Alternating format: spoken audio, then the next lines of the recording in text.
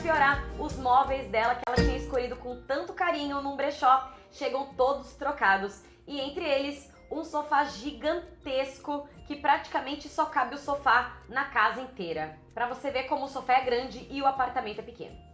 E aí, ainda trabalhando como atriz, ela tem o papel de um ET verruguento numa série e bem no dia que ela ia começar a trabalhar e ter falas nesse seriado, ela acaba gerando algumas confusões, tipo tragédias bizarras, estilo hollywoodiano, que fazem com que ela conheça o galã da história, chamado Dylan O'Hara. E aí rola um crushzinho ali. E aí, quando ela perde esse emprego, ela volta para aquele apartamento minúsculo e a hora que ela tá lá se queixando e praguejando contra a vida, quem aparece no sofá?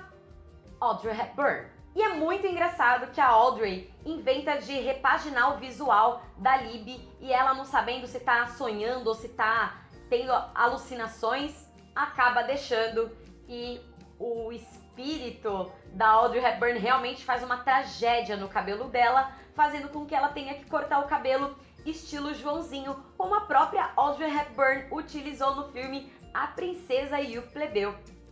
E aí, durante várias partes do filme, à medida que ela vai tentando dar um jeito na vida dela, Audrey Hepburn tá ali pra dar um pitaco no que ela pode fazer. O livro, na verdade, terminou de uma forma um pouco decepcionante pra mim, porque ele terminou sem pé nem cabeça, ele terminou sem final. E aí, quando eu terminei, eu fiquei muito pé da vida, porque não tinha explicação. E aí eu descobri que se trata de uma trilogia.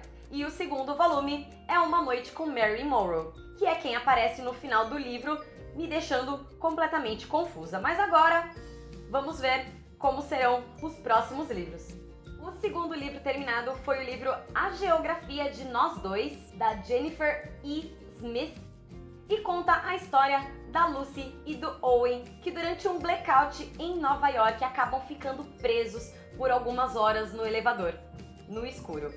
E ele é filho do novo administrador do condomínio e ela mora lá desde que nasceu e conhece todo mundo. Eles já tinham se esbarrado algumas vezes, porém, nessas horas de blackout, eles acabam se conhecendo melhor. E mesmo depois que eles conseguem ser retirados do elevador, acaba ficando aquele encantamento. Porém, no dia seguinte ao blackout, a geografia deles já começa a ficar um pouquinho diferente, porque eles começam a se afastar.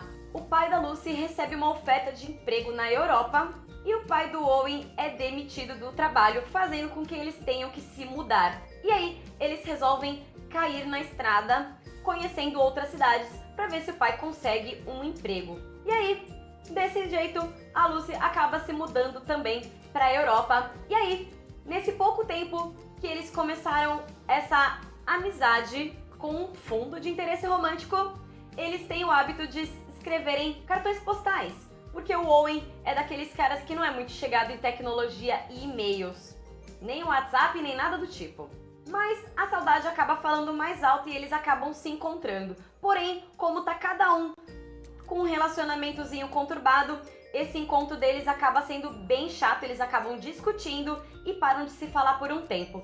Porém, durante todo o tempo que se passa no livro, um não esquece o outro. E aí, eles tentam driblar essas saudades, comunicando-se através dos cartões postais, e o Owen acaba começando também a utilizar e-mails para se aproximar mais da Lucy.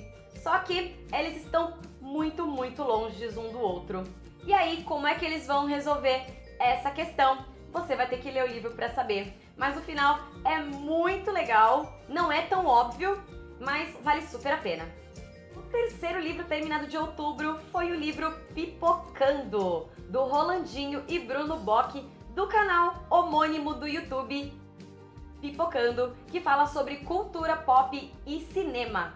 E é um canal maravilhoso, eu recomendo para todo mundo, porque é um canal que se preocupa muito com o conteúdo que eles transmitem. A produção dos vídeos são muito boas e volta e meia tem uns convidados especiais. E aí, nesse livro, eles contam como que foi a trajetória desde o comecinho da carreira de cada um deles até eles finalizarem o projeto do Pipocando. E é legal porque eles contam sobre os bastidores, como eles fazem. E eu, como tô começando agora no YouTube, acabei pegando umas diquinhas que eu pretendo colocar em prática. Então, é um livro muito legal assim. Você tem curiosidade de saber como funciona uma gravação de grandes canais do YouTube, é muito legal e eu super recomendo. Além de ter várias piadinhas assim, engraçadinhas, é um livro bem animado e eu super recomendo.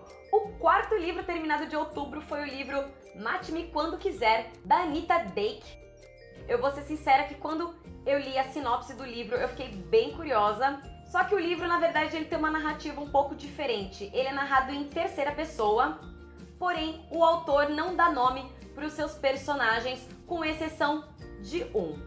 Ele conta a história da mulher, sim, com letra maiúscula, que é uma mulher que já está com mais de 40 anos de idade, teve uma vida decepcionante e ela tá meio deprimida e ela resolve dar fim à própria vida. Mas como ela tem medo de tentar suicidar-se e não dar certo e ela ficar de repente com sequelas ou em estado vegetativo, ela resolve fazer isso de uma forma mais profissional e pela internet ela contrata um matador de aluguel para matá-la. Porém, ela explica para ele que ela não quer saber quem ele é, como ele é, da onde ele é. Ela transfere o dinheiro para ele e manda para ele uma passagem para Barcelona, avisando que nos próximos 4 meses ela estará lá e que estava lá a passagem e que a qualquer momento que ele achasse oportuno, ele poderia matá-la para não levantar suspeitas de suicídio. E aí você deve estar pensando, nossa, que treco mórbido. Um pouco, mas eu fiquei bem curiosa para saber como é que isso daí ia terminar. Quanto mais enrolada essa história foi ficando, mais curiosa pelo final eu fui ficando também. E eu não vou dar mais spoilers, mas o final você fica assim: meu Deus, como assim? É inimaginável, é a palavra que eu vou te dar. Realmente, as primeiras 50 páginas do livro foram um pouquinho tediosas, mas o final compensou cada minuto. O quinto livro terminado foi o livro Esperando por Dogo. O quinto livro terminado foi o livro Esperando por Dogo, do Mark Mills, que eu vou ser sincera que me confundiu um pouco na capa. Quando eu postei que eu ia começar esse livro, eu já tinha colocado que provavelmente eu ia acabar chorando, porque a capa tem o desenho de um cachorrinho com uma auréola. Então eu já imaginei que o Dogo fosse morrer, então eu já tava triste por antecipação. Mas não se preocupe, não é tragédia, é muita risada. E esse livro conta a história do Dan, que é recentemente chutado pela namorada Clara. Um belo dia ele chega em casa e a Clara não só o abandonou, como abandonou também o cachorro que ela tinha acabado de adotar. Pra piorar as coisas, o Dan não é lá muito fã do bichano, além de, segundo ele, o bicho ser feio de doer. E aí, ele resolve que ele vai devolver o coitado do animal pro centro de zoonoses.